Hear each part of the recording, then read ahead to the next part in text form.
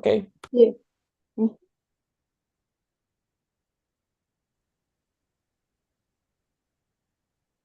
Dear friends, dear colleagues, so nice to see all of you. And today we will start just now practically our our meal talk. And today we will speak about the media and literate cities for trust and public good.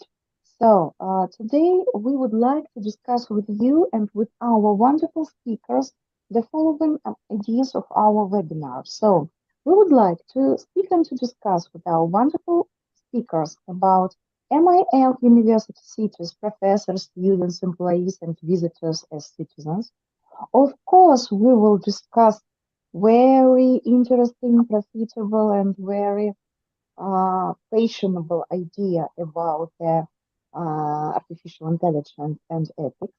We try to understand how MIL University City and entrepreneurship and social innovation could be changed and could be connected. And of course, we try to understand and we will discuss the best practices in the artificial intelligence, new technologies, and art. And of course, you know that media and information literacy is the concept which considers the media space of the city and defines citizens as media literate persons. So we repeated practically all our new talks that media today is our second reality for life. So it means that media literacy is an urban space that includes both educational, communication, and information space of the city. So in these ways, we would like to discuss with we try to discuss that media and information literacy. It's a very flexible approach for understanding our modern life in the modern urban space. And today we will discuss with our wonderful speakers. So now I would like, with great pleasure, I would like to present my colleague and my friends who are the speakers today. Andrea Leonardi, just a moment, please. I'm sorry. Yes, okay. And I'm sorry, Andrea Leonardi, Vice President of Minerva Group Service and Managing Partner of Alchemy Consulting, Italy. Aderito Fernandez Marcos, who Professor and Dean of the Doctoral School of the University of St. Joseph, China. Michael Ogbu, lecturer and a member, Research Coordinating Committee in Public Administration Department, Federal College of Agriculture, Nigeria, and Rachel Fisher, Parliamentary Engagement and Research Manager, Organization Undoing Tech Abuse, South Africa. And so my wonderful host of our meal talk, Professor Felipe Chibas Ortiz. So now please take the floor.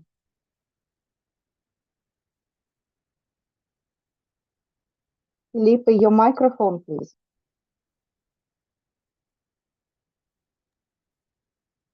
Thank you so much, my dear colleague and friend, Professor Dr. Veronica Yarnik. I am very happy to be here.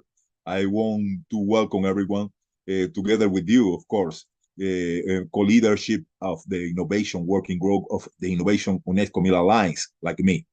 I want to thank very much for everyone for your readiness to be speakers of our UNESCO Global Initiative Mill Talk, Mill City webinar. This is a special session, Mill University Cities for Trust and Public Good. We have the following main ideas of this webinar. Mill University Cities professors, students, employees, and visitors or tourists as citizens. Mill University Cities, AI and ethics. Mill University Cities and entrepreneurship and social innovation, ESG, environmental, social, and governance. Mill University Cities, artificial intelligence, new technologies, and art and culture, of course. Media and information literacy city, Mill City, is a concept which considers the media space of the city and defines citizens as media literate persons. But Mill University cities is the application of the Mill cities concept in the university's campus. This concept, this application is very, very important to change the vision of the city and the vision of the campus. We got many questions in this time, like how can the university promote art and culture as a common good using artificial intelligence and new technologies?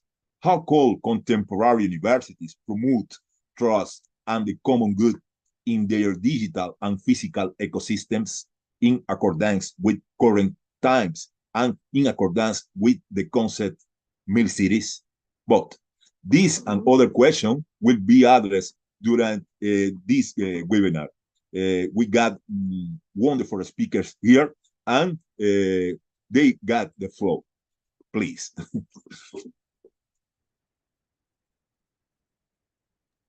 Sorry, I Your also microphone. forgot about. Yes, yes, yes. I also forgot about my big microphone. I'm really sorry, guys.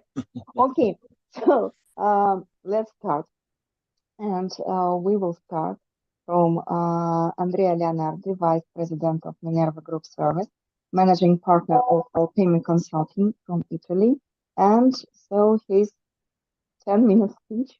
Andrea, prego. Thank you, Veronica. Thank you, Felipe. Thank you for your kind invitation, and nice to meet you, everybody. First challenge is a technological challenge to share my screen. I hope this challenge we are going to win. So let's try. Tell me if you can see my screen. Yes, yes. Yes, Perfect. we see everything. Absolutely. Very good. So, projection,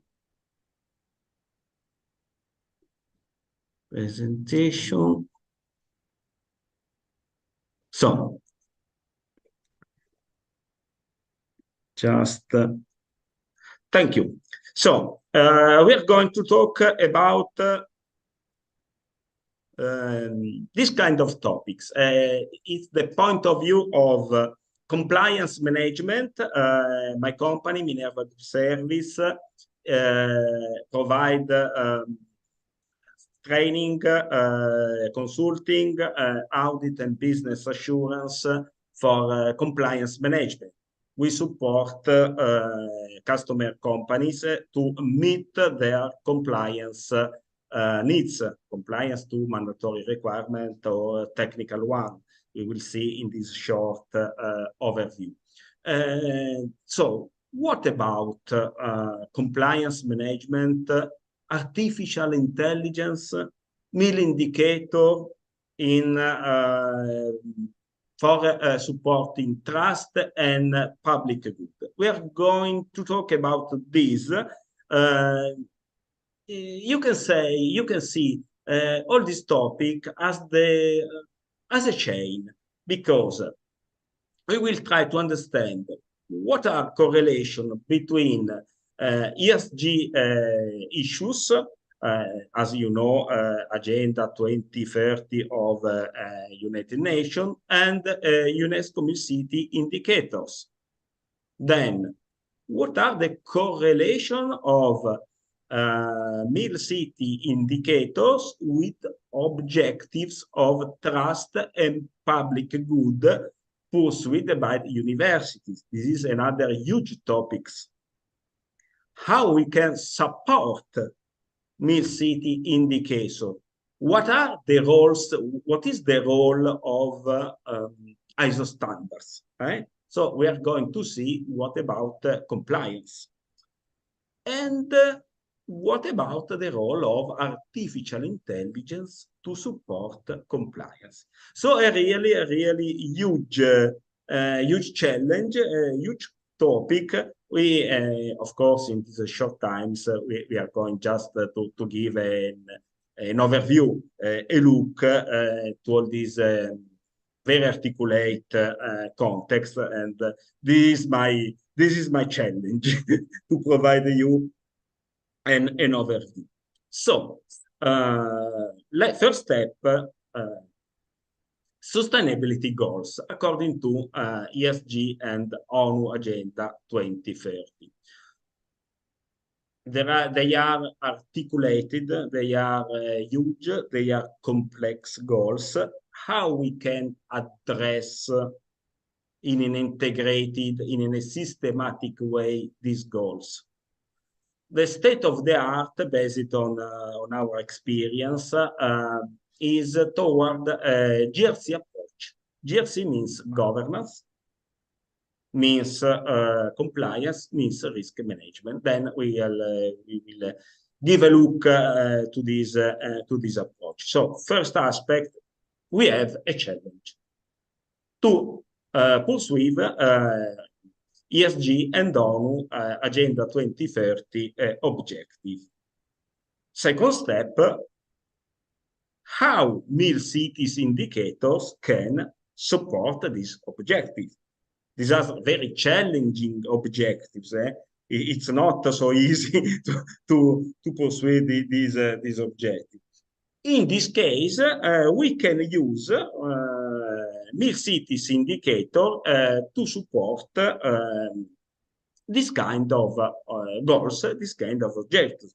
As you know, Mill City indicators are an articulated set of indicators: city halls, transport, education. Education, above all, it's really important for the topics of our workshop, of course, but not only and not just education, culture, libraries, youth, security, and also artificial intelligence.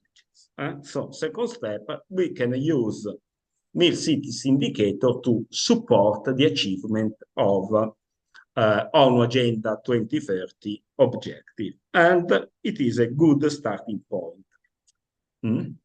As you know, Mill Cities indicator is a set of indicators established by Mill Cities framework. As you see, Mill Cities indicator are directly and strictly related to university objectives for trust and public good. Of course, I would say innovation and entrepreneurship, culture and new technologies, trust and the common good. You can see by this slide how many topics are related. Education, transport, public institutions, association. I would say more or less every indicator is related in order to support, to achieve objective for trust and public good. So, how we can support Mill Cities indicators? What is an approach that we can adopt to achieve, to support Mill City indicators? Well, ISO management standards can effectively support Mill City indicators because main ISO standard, above all, ISO standard concerning ISO management system, can really give a good, structured, a solid support. For example, quality management system, IT service and digitalization, a very hot topics, ISO 20001, but information security, more and more delicate issues, cybersecurity, information security, data protection, business continuity and resilience, social responsibility, environment, occupational health and safety, transparency and anti-bribery.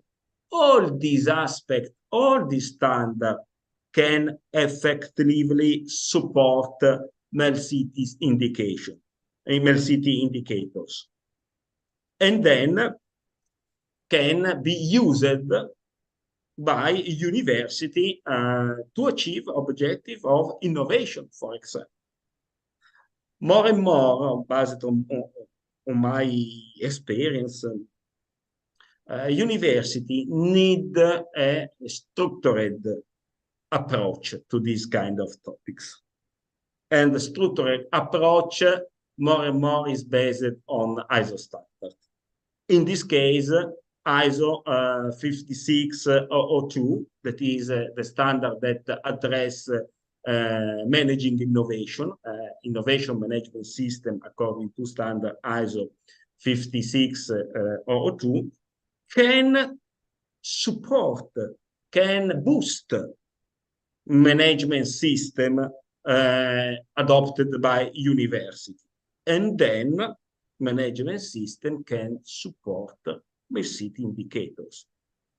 I have talked about a chain, and this is really a chain. You use ISO standard for supporting MERCT indicators. MERCT indicators are strictly and directly related to objective of public good and trust. And these objectives are, of course, related to United Nations Agenda 2030, like a chain. Here you can see an infographics of innovation management system according ISO 56002. I focus your attention on the main processes of innovation. You can see here at point 8, operation. Identify opportunity, first process, of course. What are the opportunities for innovation? Create a concept. University should create a concept of innovation. I would say it's one of the core mission of a university to create a concept. Validate the concept by research on the fields and so on. Develop solutions and then deploy solutions. The 5 main processes for managing innovation that the university can useful adopt for support their critical mission, that is create innovation, create research, create public good. And then the first big question. How can we encompass all these aspects? How can we manage in a systematic way, in an integrated way, all these aspects? Well, a GRC approach can help. GRC means governance, risk management, and compliance. Governance means to address, to manage some aspects, some issues. It exists ISO standard, ISO 37300, that is the ISO standard that address governance. If you have to implement, to deploy a good framework of governance, please read ISO 37300. Yes, of course, risk management it's a must. It's a must when you have to face this kind of topics. You can address risk management using guideline of ISO 31000. It's I would say a must if you have to address risk. And then compliance. We live in a more and more complex and articulated world. Innovation is really articulated as topics. You cannot have innovation without compliance. Above all, if you are talking about digital innovation. If you talk about digital innovation, I'm sorry, but you will have to face with cybersecurity, information security, data protection, service level agreement of ICT service, resilient, and so on. So compliance is a must. So you need a good GRC model to support ISO management system, and this means using artificial intelligence. Artificial intelligence is more and more the core, the lamp that provide support to a GRC model. This is the state of the art. We, as a Minerva Group Service, face a lot of support a lot of client of customers and company toward this horizon. It means to adopt a good GRC model and to support the GRC model with artificial intelligence solution. That I won't be really clear on this topic. It does not mean that you will substitute the role of human being. Not at all. It means that subject matter expert should, or better, must have skills about how to use artificial intelligence. I would say something more.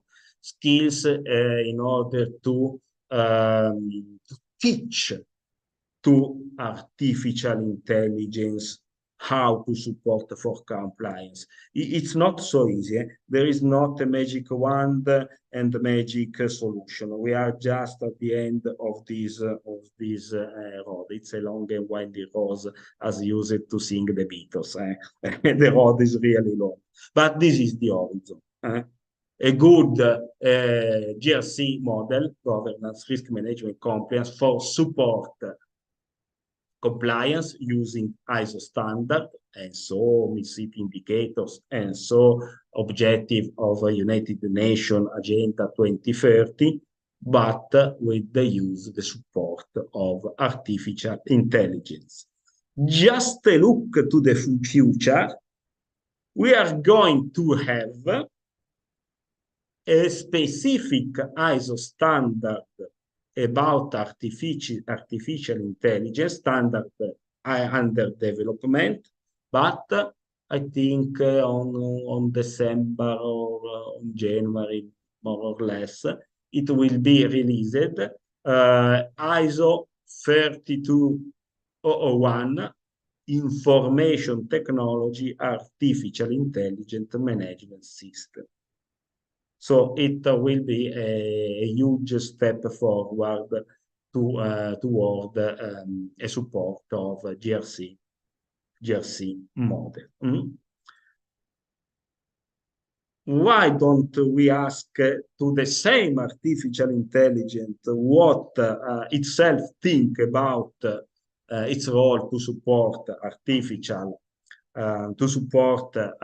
GRC model? Well, we have asked to ChatGPT. ChatGPT, I think correctly, individuate three main areas for supporting GRC model.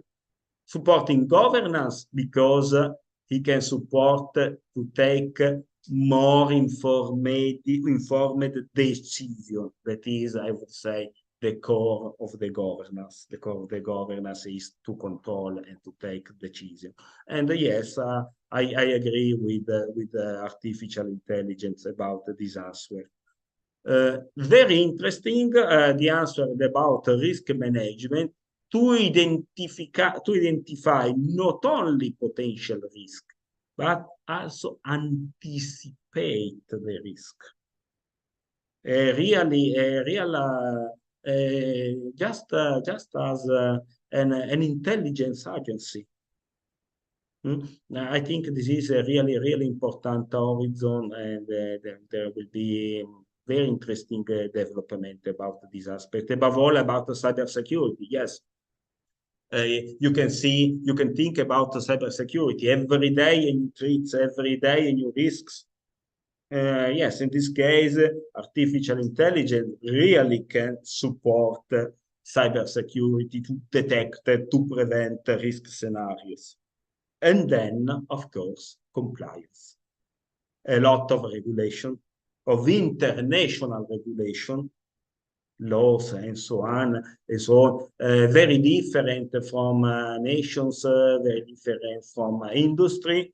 In this case, artificial intelligence can really make the difference, can really support compliance. So I'm going to finish my little speech. What is the state of the art? Maybe you know this model is known as data information knowledge and wisdom model. Well, I would say that at the present, artificial intelligence more or less is at the level of processing information, but the road is a long and winding road. I would finish, Veronica, this my little speech. I am aware that I just give you a really overview of all these hot topics that are a huge and complex topic, but I hope to have been able to give you these pills, this overview of the state of the art. Thank you very much, Veronica and Felipe, and thank you for your kind attention. Thank you so much. Thank you so much, dear Andrea. So please close your presentation. So we have the view from the consulting point of view of artificial intelligence in the media and information literate cities. We see the point of view from the consulting sphere on the opportunities of MIL universities. And for me, for example, it was very interesting to hear that ISO are in the first line of the development of anything, and in December or January we will have the new ISO standard about the artificial intelligence. So it's really interesting, and for me it's really news. For example, I don't know. Thank you so much, Andrea. So now, as I already mentioned, that we have the point of view from the consulting sphere, and now we are jump practically to the academic sphere, and we will have two speakers from the academic sphere, but we start from Adelito Fernandez Marcos, full professor and dean of the doctoral school of the University of St. Joseph, China. So please, professor, your 10 minutes, please, 10 minutes for your presentation. Thank you. I will try to do it. May I share my please, my Andrea, could you be screen? so kind to close your presentation, please? Yes, thank you so much, Andrea. Okay. So, Doctor. So, following this presentation, I will try to give you an overview about, let's see, I think I can share everything. I hope you are seeing my screen. Let's see if I can simply close this.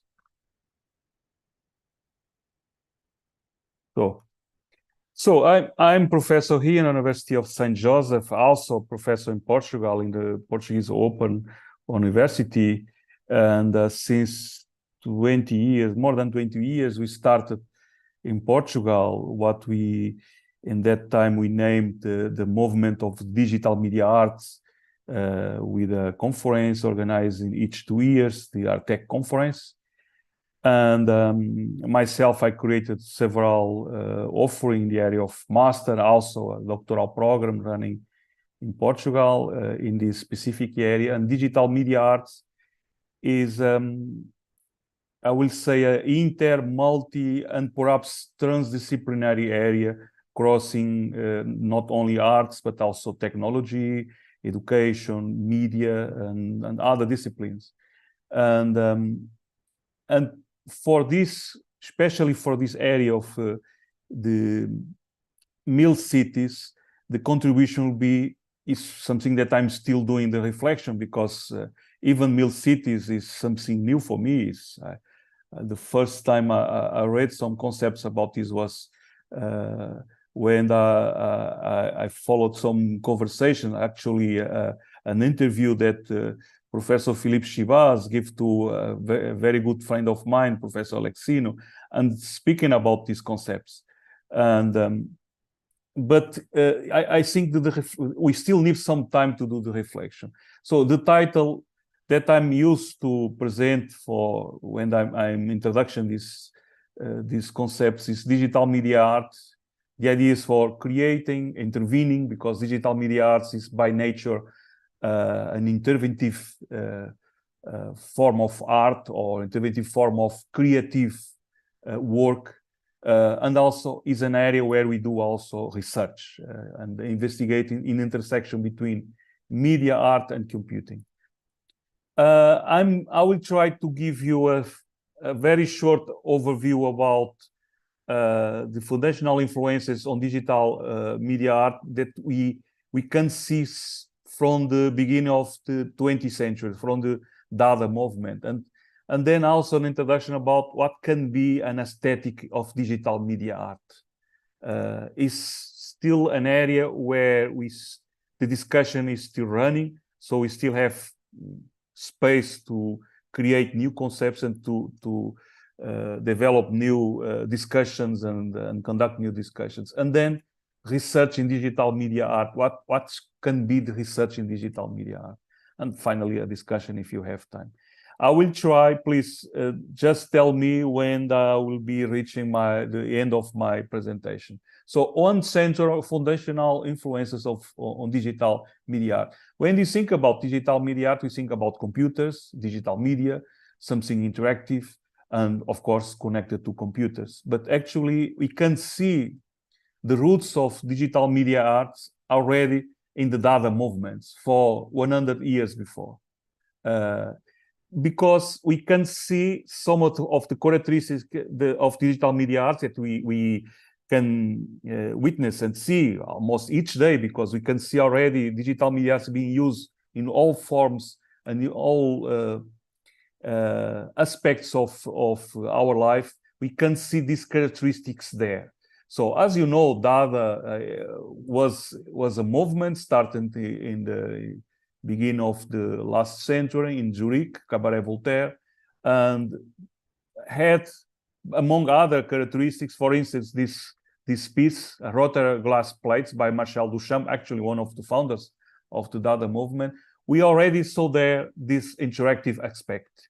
So this artwork was interactive, spontaneous, and dynamic, but also provided another issue, is it was also appealing to other senses like hearing, tactile, or in-depth vision.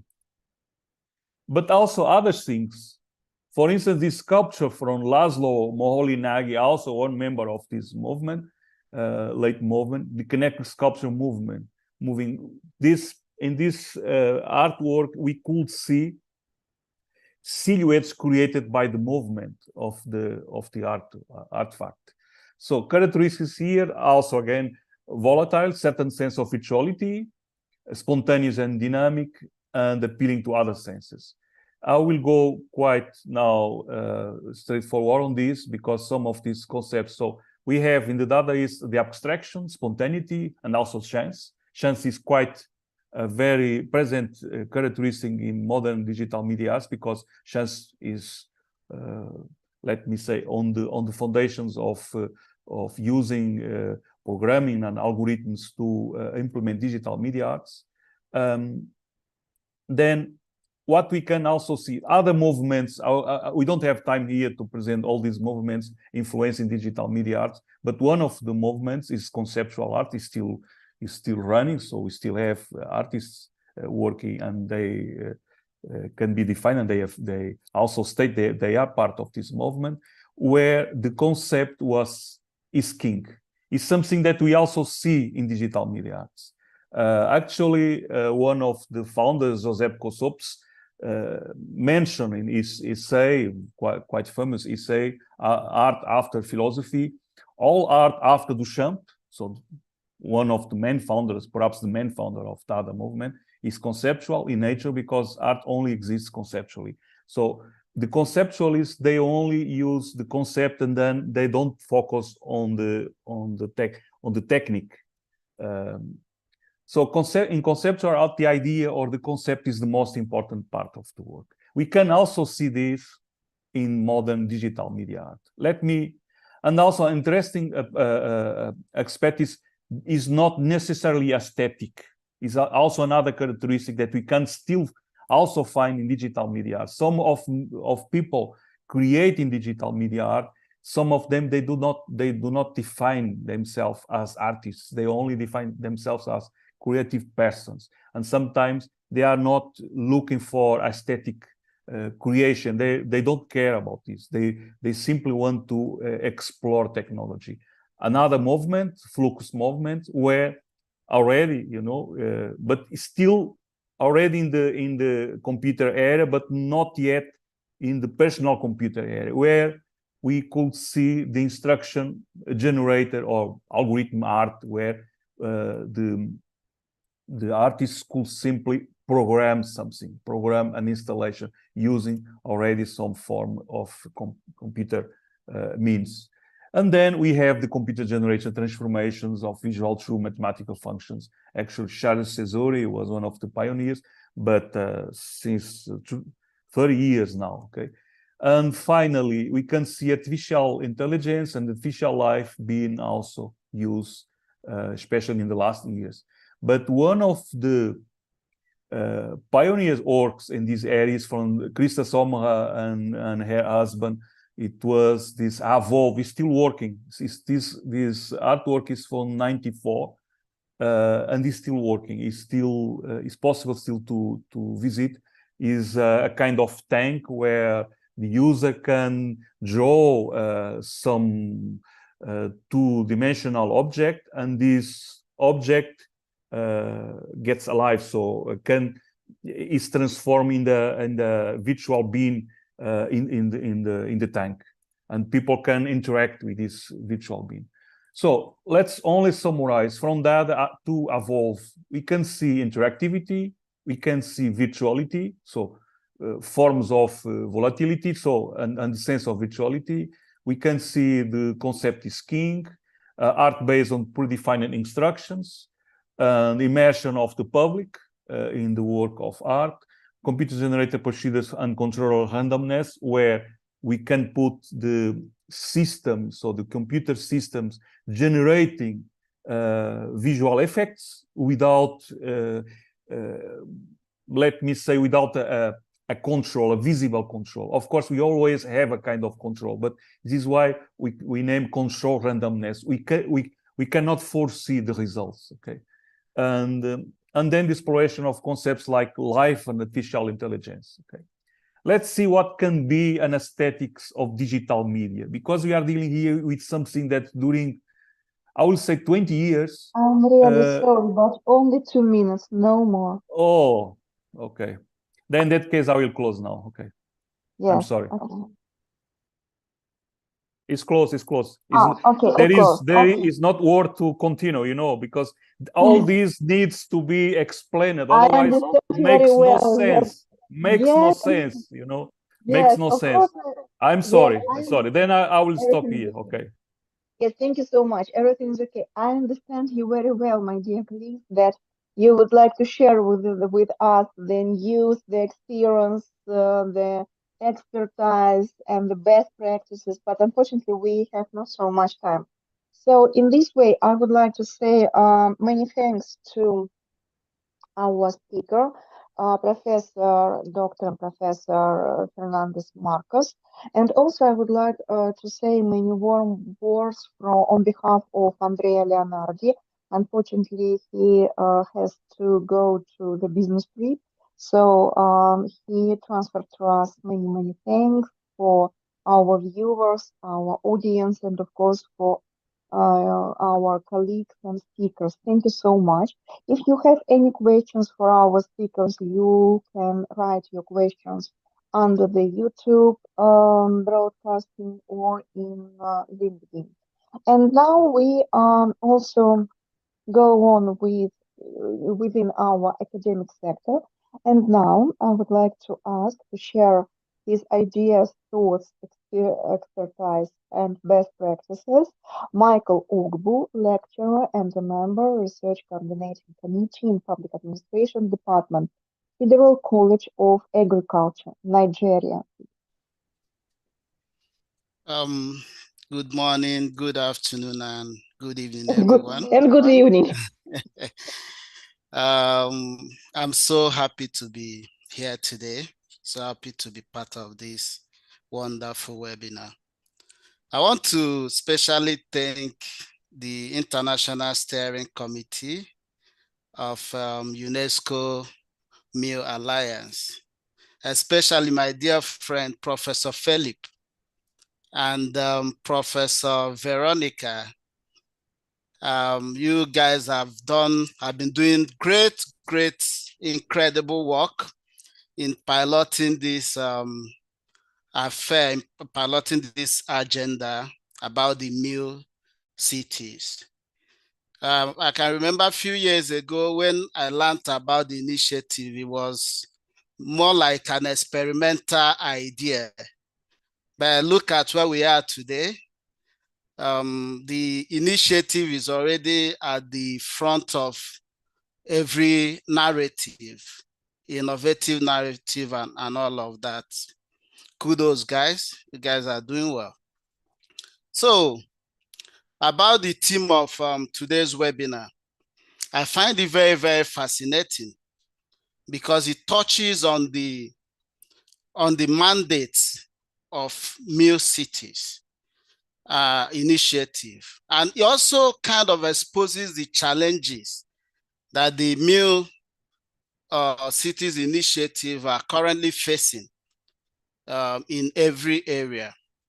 As we know, the university should be seen as the pioneer for driving and pushing the awareness of the meal city initiative, considering its structure and what it stands for.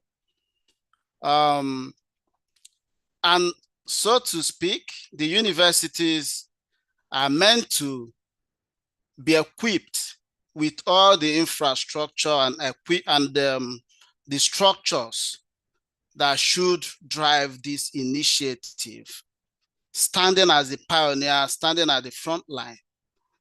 And that is to say that it should be equipped to be able to inculcate into its citizens, that is the people that make up the university system, those values that Meal Cities Initiative are known for, which is trust, which is democracy, which is ethics, inclusiveness, and empowerment.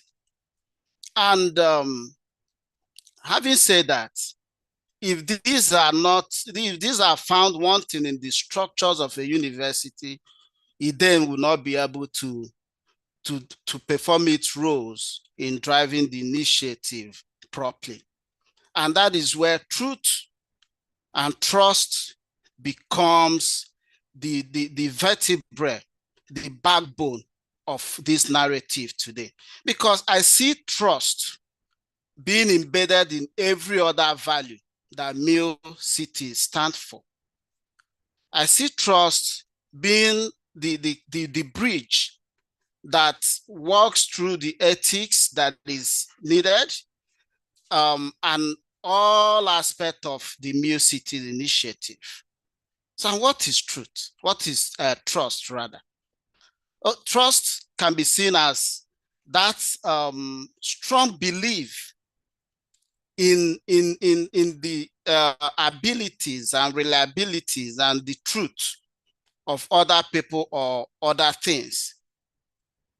So, having said that, trust is a serious component that must really be taken into consideration when pushing this narrative.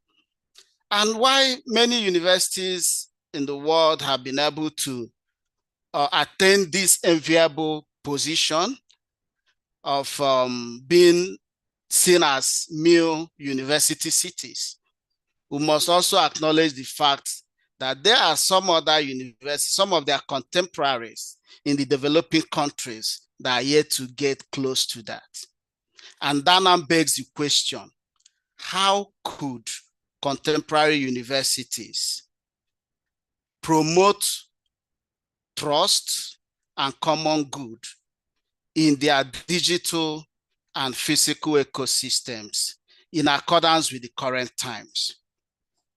And to answer this question, we must look at the deep cleavage between the universities in the developing countries, like the universities in my own country, Nigeria, and the universities in the developed countries. There is a real gap, a very deep gap that Mule Cities Initiative must really fight to close up. And also, there is another aspect of it, which is the disconnection within the university systems, within the university ecosystem. We know that the university ecosystem is made up of the digital space and the physical space. We'll be looking at how to integrate these two spaces. Then also the disconnection between the actors, those that we call the citizens of this, of the physical space of the universities. That are the professors, the students, the visitors, and indeed the general public, because it is all interrelated.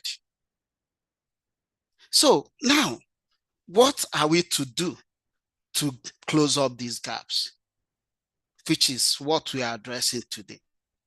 I try to approach this from what I call a dual dimensional approach, which is the vertical approach and the horizontal approach.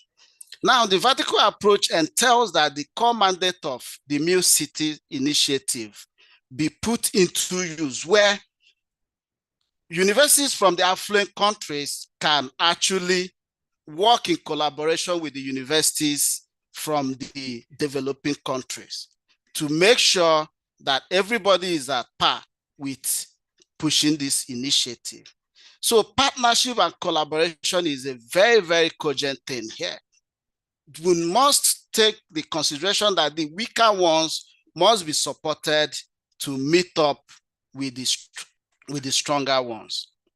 Then I now try to also look at it from the horizontal area, where all the actors, all the parts of the universities, all the citizens of the universities must work in collaborations as well. Take, for instance, the Nigerian university system is a very huge one.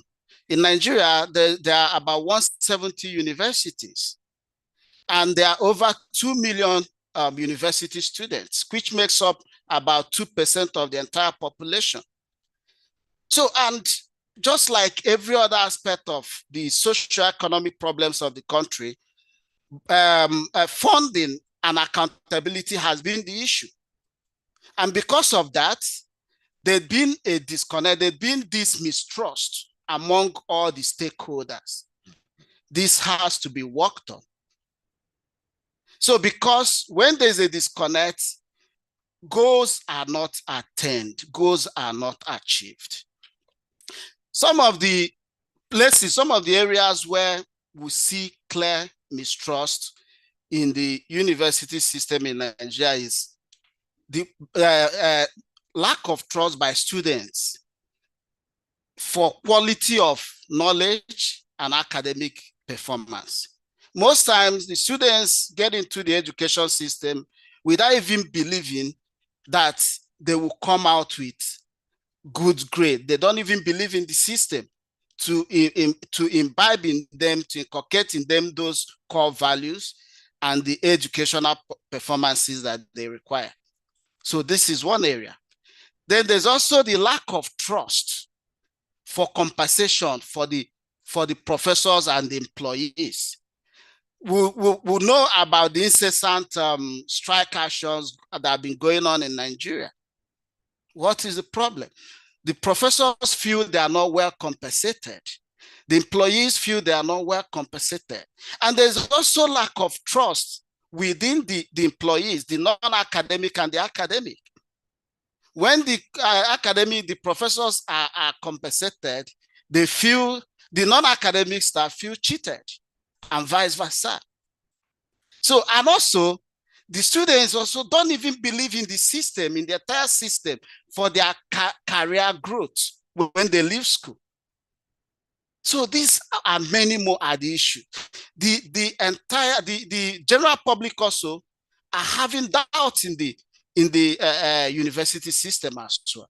So these are many more issues that have been on the table that need to be taken seriously. And to bridge trust, we must also approach it from that vertical and horizontal. Let collaborations take place between universities in affluent countries and universities in developing countries, and within the university ecosystem. Let there be an integration between the digital space and the physical space. And I also feel that this evolving concept of knowledge mobilization can also be leveraged within the university system to be able to project and work towards becoming new university cities. Thank you very much. Thank you so much. And of course, thank you very much that you are so in time. It's absolutely wonderful. Thank you so much. So again, dear viewers and dear colleagues, if you have any questions, you can read it. You can write it, sorry, under our broadcasting, or maybe here also in the chat.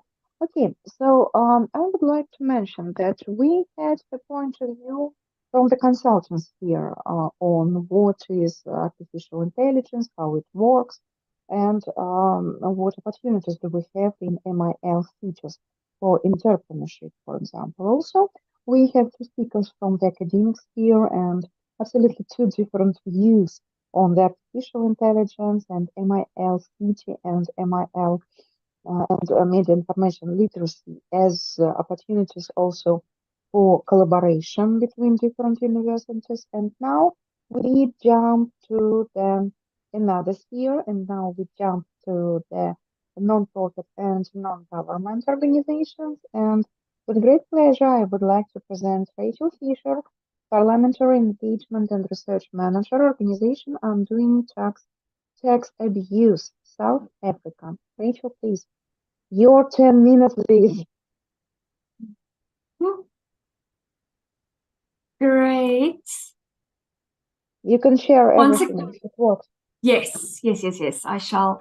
As I am busy once again, just to express my gratitude for this opportunity to present. Everybody has been acknowledging the amazing efforts that you've been doing and contributing, Veronica and Felipe, in the work that you do. So for this presentation, I must say I considered what everybody will be presenting on, and I try to look at how can one have some form of a consolidation with the MIL universities and MIL cities and the role that it could potentially play. So in this regard, and for those of you that do know my preferences for research, it tends to be within the field of information ethics, of course. And, you know, together with being an ethicist, I have recently turned an activist. And that is why it's important not only to consider universities' role within society, but also other entities within the ecosystem of a media and information literacy city. So in terms of what information ethics does, it creates an awareness of the implications of AI and other emerging technologies But we must also consider how ethics looks at challenges and opportunities, but that we should look at values, human rights, and responsible innovation. As our first speaker correctly indicated, we need to consider how the Sustainable Development Goals fits into this scope. Social justice is extremely important in this instance because we can see how the development of technologies and artificial intelligence is most likely contributing to the widening of the digital divide, not only within countries, but also between countries, global north and the global south. So it is incumbent on us to be aware of our responsibilities towards others. And once again, I want to reiterate, not only with universities, but we must look at the entire society. So we are aware of different ways in which knowledge is created, and AI, as powered by the underlying mechanisms of big data and machine learning infrastructure, is also very much contributing to the creation of knowledge. Same as with the first presentation, we saw how we have the flow from data to information to knowledge and then to wisdom. And these are also the processes as they flow from an information to a knowledge and artificial intelligence society, but I will get to that a bit later. In terms of our knowledge and information and communication technologies, we must consider how important access is, but also accessibility. In terms of the digital divide, it's very easy for us to say that there is access for everybody to use the internet and to utilize ICTs. But actually, access doesn't mean something is accessible. There are still cost factors, whether people can afford devices or data, and whether they do have access to facilities. So even though a lot of these mechanisms or initiatives are out there and they're open source, and they might be supported within communities, many people do not have that access. And this is a negative feedback loop within the digital divide and information poverty, which are all once again being exacerbated by technological developments, but we also see how it is easing. In that regard, we do and are aware, and we should be aware, that there are many moral issues. But at least, even though in referencing global north and global south, we do see that we are all in some form of a connection and in a relationship. So luckily, due to the internet, we do see with globalization and with communication networks that we are a lot more connected.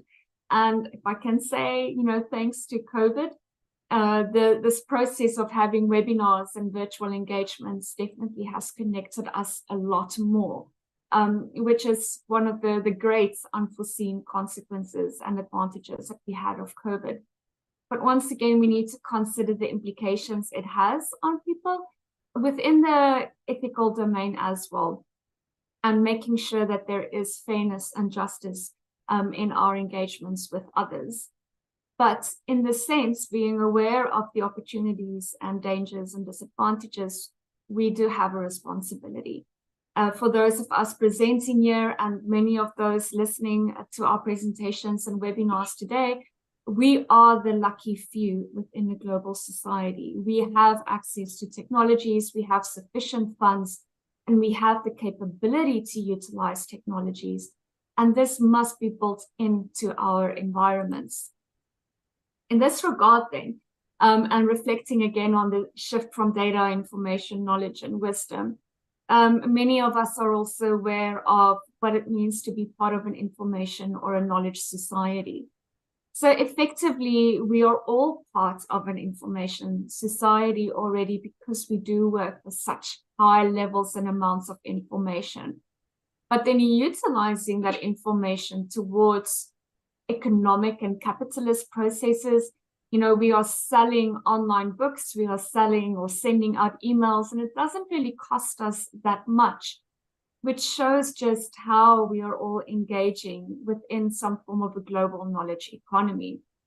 But in terms of knowledge, is that ability to utilize the information we have and then change it into research and knowledge products. And that we then can use to spur on a knowledge economy that further gives us more information and more access and the ability to engage with those that might be in more rural communities.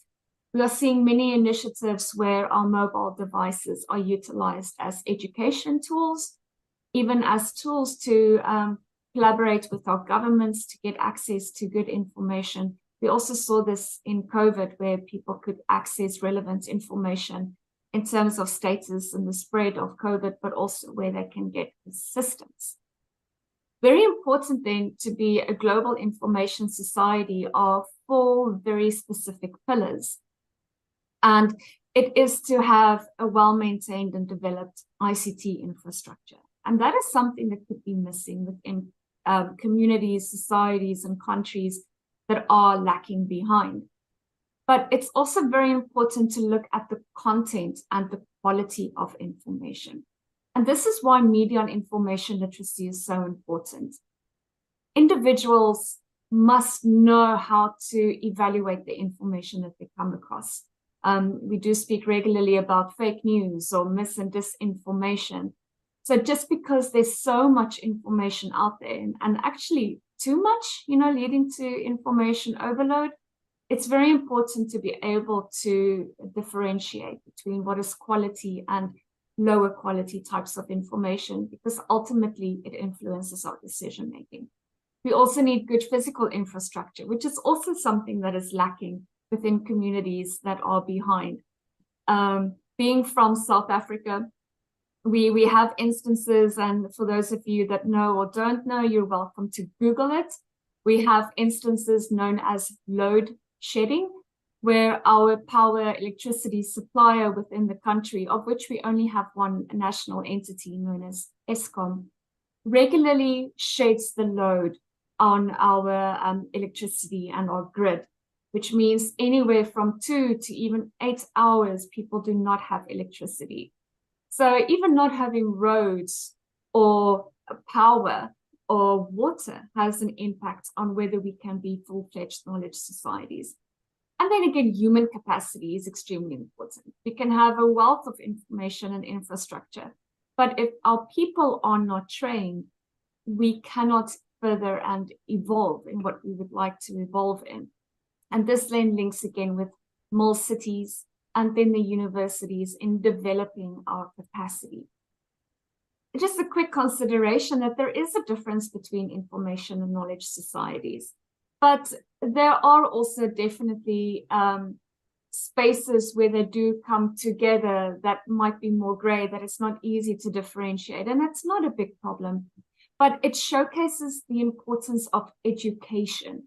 So whereas information society, we do almost have a one-directional situation where information is made available, but there might not necessarily be the capacity to utilize and apply this information into knowledge and then sell it, which forms then part of the knowledge economy.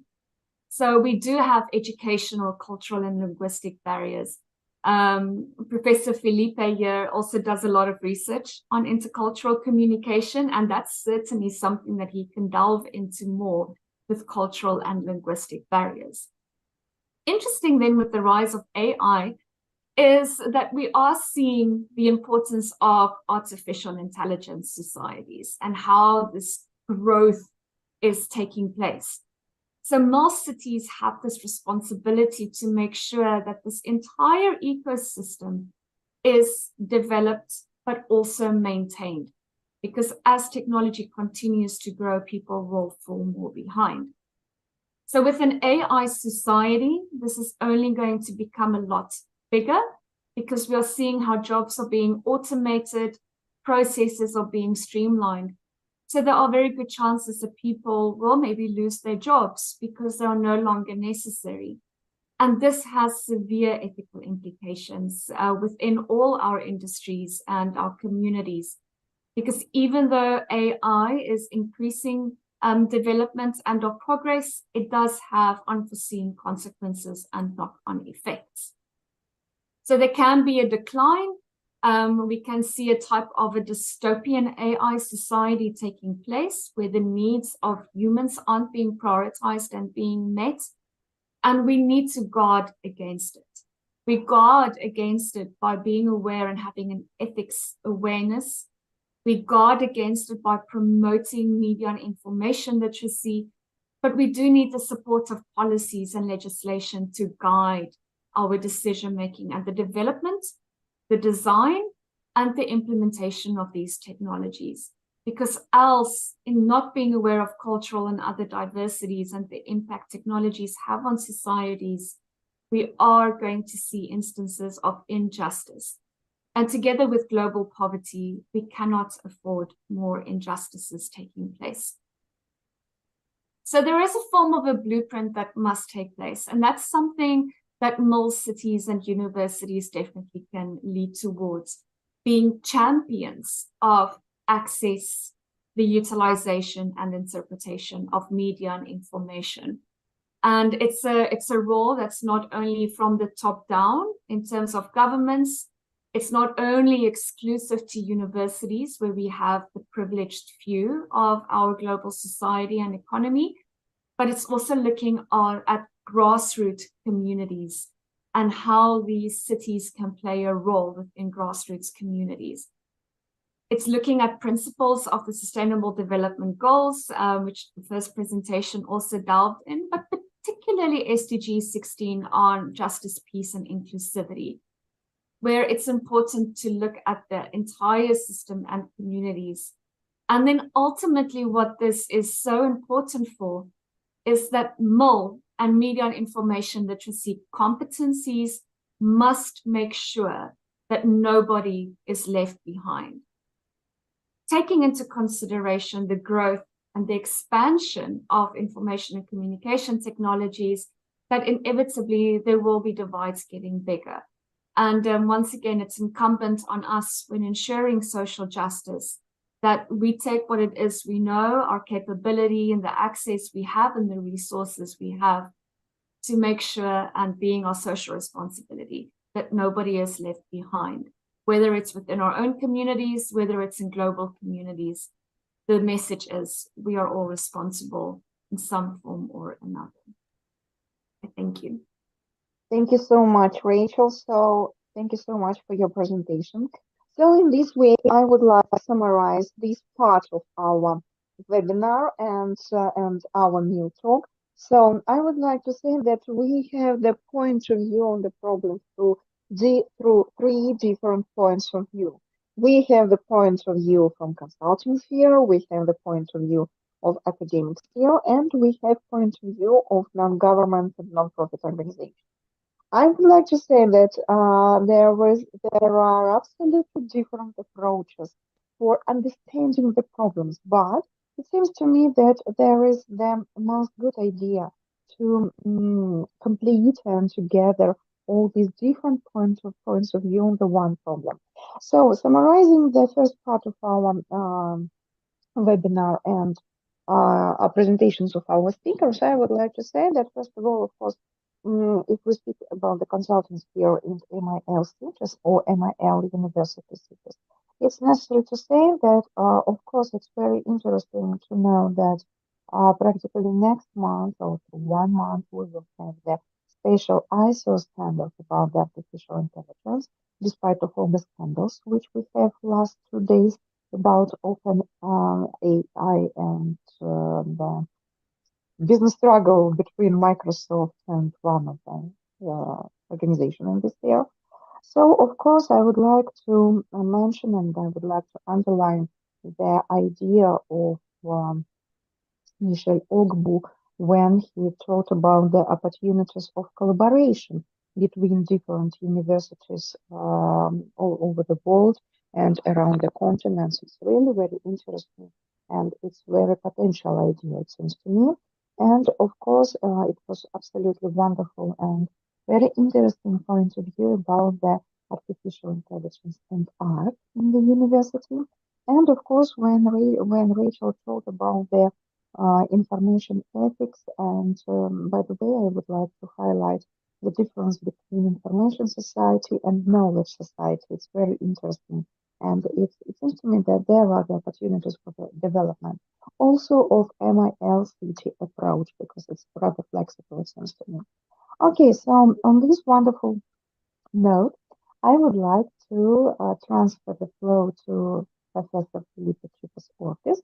So please, discussions. Thank you so much, dear Veronica. And I would like to say too, we got here people from 4 continents. We got people from Asia, from Latin America, from Europa, and from Africa. This is a very special session. We will have 2 questions for our panelists. The questions are, do contemporary universities promote trust and the common good in their digital and physical ecosystems in accordance with current times? Why? The second question, how can the mild university cities paradigm be applied in your university and your country? That's the question. The first person is Professor Adelito. You got the floor.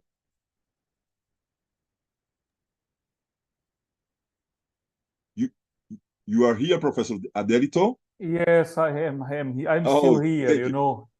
Here is not midnight, it's almost midnight, you know. Oh, Yeah, this is a quite difficult question, you know, because it is a kind of process. Universities always try to establish collaboration with the society by promoting projects or being involved in projects where the citizens and also the associations and of course the city itself is part of the process. Most of these projects are not research projects; they are only development projects. Is where when the society identify a problem and simply comes to the university and ask for, I will not use the word guidance, ask for support. And sometimes wonderful projects may be created for this purpose. I can give you an example here in Macau. We have just started now a project to do a process of collecting biographic stories where you simply put simple people, so people that we select from different areas of the society, of the small city.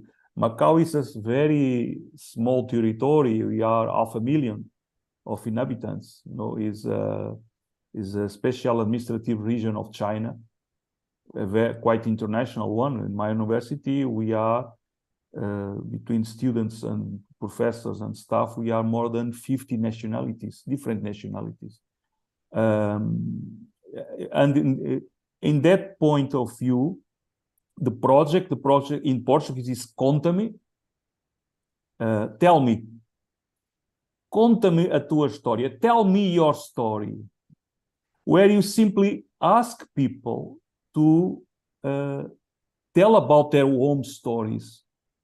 And we are not only asking people who have, let me say, a trajectory of life with over 60s, but also we are asking young people to tell their own stories and what they feel about their integration in the city, about the problems, about the expectations, about employment, and so on and so on. And what is the purpose of this? The purpose of this is to raise awareness about what the citizen of what the communities and going to the single in the communities, going to the single individual and raising awareness about what they expect, what they think, what they feel about their home city. This integrates some kind of research, but is more development than research. Is more trying to raise awareness over difficulties or over successes also, because we have positive stories always.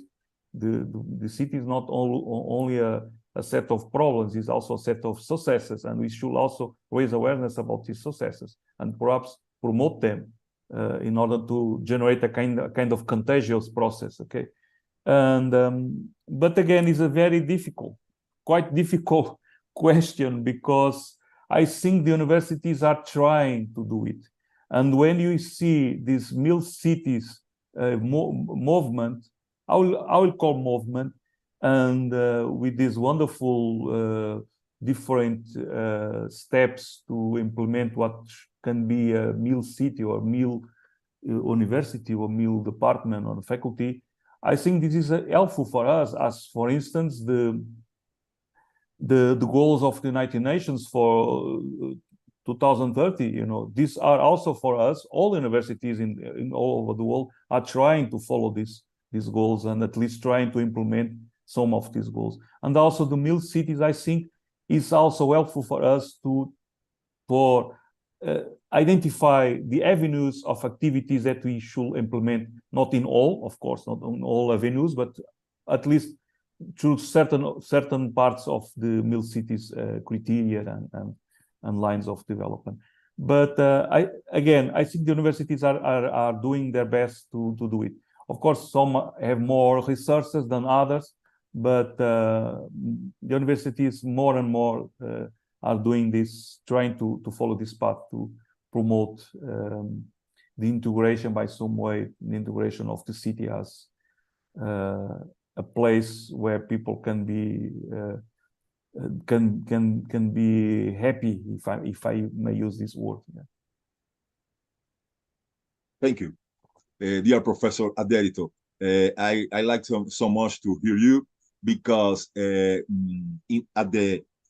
the main city paradigms, the focus is the citizen, the simple citizen. And when you talk about the biographic stories, you talk about this. Thank you so much for your contribution and your vision of the mill cities or mill university cities. Well, I would like to hear the Professor Ogbu. You are here? Michael Orbu? You are Yes, here? yes, Oh, yes, thank you. I am. My dear friend, Professor Philip. Thank you.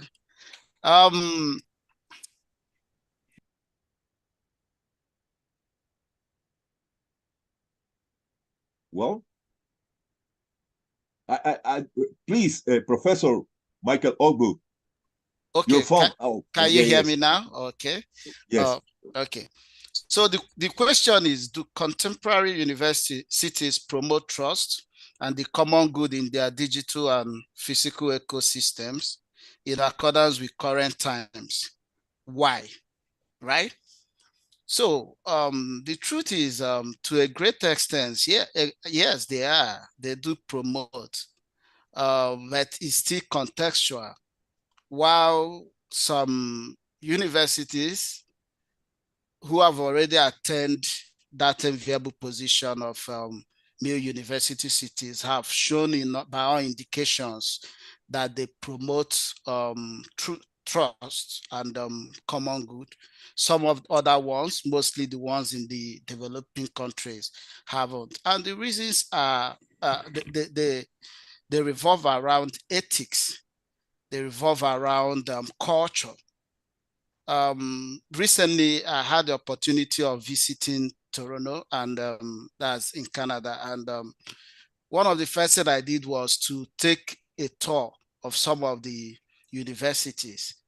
And in doing so, I didn't only pay attention to the advancement in technologies, the structure of buildings and all that. Took time to also interact with some students and some professors on what the culture is, what the ethics are. And I see a huge disparity from where I am coming from. So, and I feel that with my own experience, we are still far from promoting this trust. There's still that schism, there's still that gap that we need to really work hard to bridge, because you can't accomplish the goals and objectives of the university system generally and the Mill University City concept without really imbibing trust. And trust to a great extent works in giving outcome for common good. There is no way any system can function without trust. Now, where I teach, I've been in the teaching profession for almost a decade now. I've interacted with students, and there's been this really disconnection between the students and the professors. And you see students finding it very difficult to approach the professors on issues that bother about their academic performances and all that.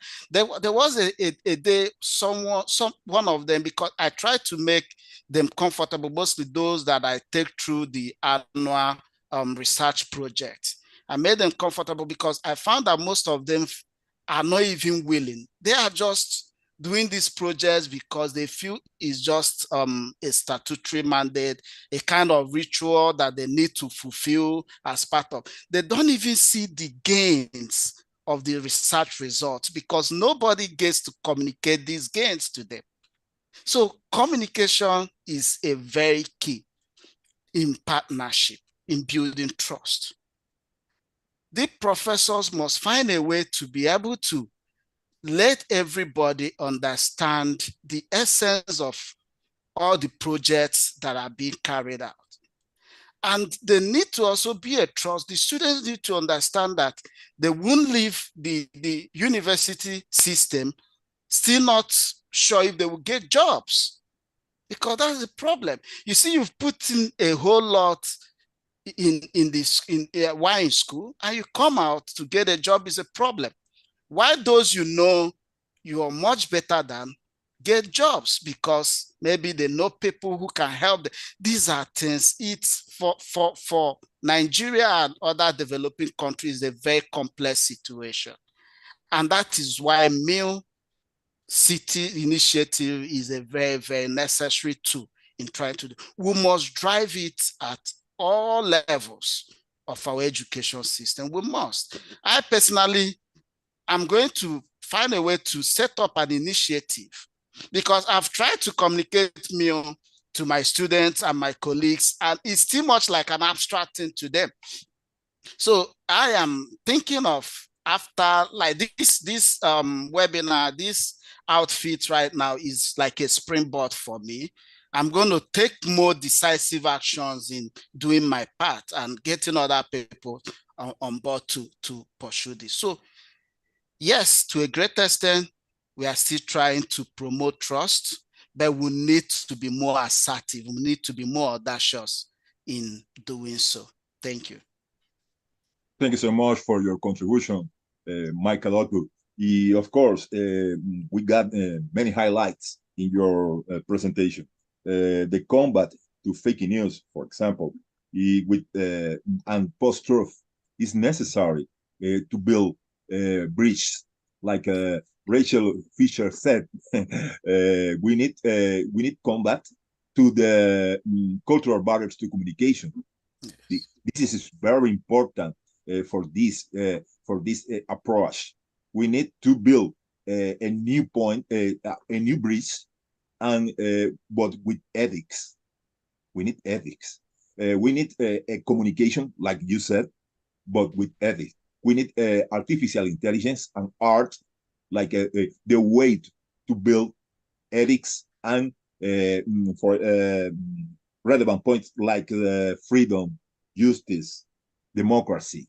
We need all these points, but integrated with Mill City models or Mill City initiatives from UNESCO. Thank you so much again. And the last one is Rachel Fisher, but the last one is a very important criteria because the last one are the first. You are the first and the last one. Please, Rachel Fisher, you got the floor. Thank you so much, Felipe. If you allow me then to indulge on ethics, is Aristotle said 300 BC, that you cannot teach ethics because it's a habituation of actions that one must partake in. So if you want to go to the Olympics and you're a great athlete, but you don't train, you won't reach the Olympics. You need to work at it. And ethics is the same. You can't go and study ethics within a university or within a school and walk out and think you're ethical. However, even though he said that, it's really important for us, even if it's just a basic applied ethics that can occur in universities or within our work environments and within schools, it's at least some form of a sensitization that occurs within individuals and within societies. Because ultimately, we would like to have people have that awareness. Because when they do go study or to go to school, and let's say you're a computer scientist and you're interested in developing AI, it's almost too late when you get to work to suddenly be aware of the ethical implications of what it is that you are doing. Whereas you would likely want to have people to be aware of it as they are students. So in the design process already, there are built-in ethics considerations. And that's why it's so important on a practical level. Not only are we ambassadors for media and information literacy and ethics, but we should try in all instances that we can to have that reflect, because people will also look at us as role models. And we must make sure that these cities, universities, and institutions not only talk the talk, but walk the walk. And in terms of the three main MIL competencies that you get when you engage also with UNESCO, the knowledge, skills, and attitude all fall parts of that ecosystem that we must be aware of and then integrate as a habituation of virtues, decision-making, and our actions. And that's why we can guard against the future and a dystopia that can be negative for society as technologies continue to emerge. So thank you, Veronica and Felipe, and the other panelists, for raising these important considerations. Thank you so much for your contribution, dear Rachel. And in your speech, I feel many points of interest, but I would like to say we need, of course, ethics is fundamental, but we need to understand the ethics are inside of artificial intelligence. Artificial intelligence is not different point of ethics. We need the integration of these lines. Is the same line for me, and we need, of course, the practical vision. You said, Rachel Fisher, we need the practical vision. It's not this is not a philosophical discussion. No. It's a practical vision, and we need this for the future. But the future now is not the long future or 10 years. No. We need this now, at this moment. That my considerations. Of course, we got dear Professor Veronica. We got questions of the audience. We got any questions? No. We have viewers, but we have no questions. We are absolutely bright and straight and direct and absolutely clear with all our paradigms, approaches, best practices, and sometimes something else. Okay. In my opinion, we can conclude the webinar. Of course, you got the floor, dear Professor Veronica Jarnik. Thank you so much, Felipe. Yes, unfortunately it's necessary to conclude the webinar and our MIL talk today also. I would like to say again, and I would like to underline that today we have three different points of view on the idea and approach and paradigm of MILCT, and we discussed today and ethics, and by the way the standards and ISO standards and artificial intelligence. But also I would like to finish with the idea of Mike Ogbu when he told about the um, communication, and he told about the collaboration between different universities, between different cities. And I would like to say that MIL4 and the MIL city approach is the bridge between different universities, cities, countries, continents. And of course, it's the base for our collaboration and it's the base for our development. Thank you so much for our wonderful speakers and our wonderful viewers for your contribution and for your work and the readiness to develop your practices, ideas, thoughts, despite of noon, because I understand Professor Fernandez not very well about the time at that time. So in this way, okay, again, my best wishes. And also, so this new talk is the last this year, but not the last at all. But from personally from me and together with Professor Felipe Chiles, I would like to wish you all the best during next year. Merry Christmas, and Happy New Year. Thank you so much. Thank you so much to Thank you. everybody. Thank you. Thank you, everyone. Professor Aderito, Michael Ogbu, dear Thank you. Rachel Fisher, and Veronica Yaring, and of course, or Igor, dear Igor too. Thank you so Surely, much. thank you so Bye-bye. much, Edith, for your Bye. wonderful Thank you. support. Thank you. Thank you. Bye. Bye.